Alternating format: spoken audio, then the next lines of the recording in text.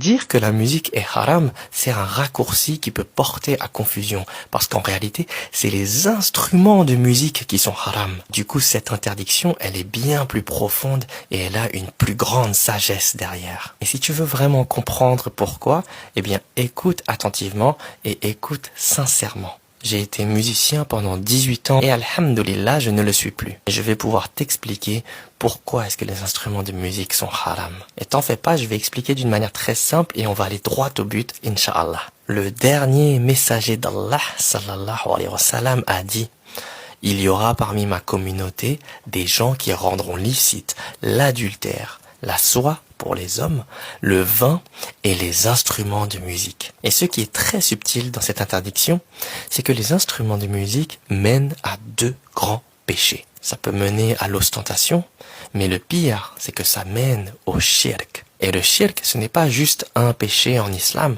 c'est le plus grand péché en islam. Le shirk, c'est du polythéisme, c'est le fait d'associer des partenaires à Allah, c'est le fait de mettre un intermédiaire entre la créature et le créateur, le fait de chercher refuge auprès d'autre chose que le créateur.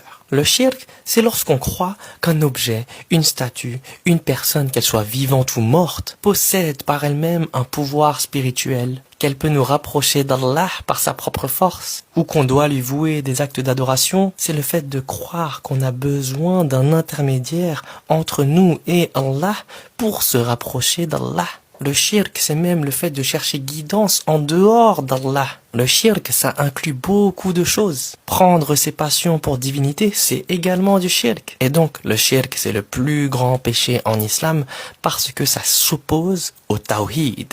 Le tawhid, c'est le monothéisme pur. Sans tawhid, il n'y a pas d'islam.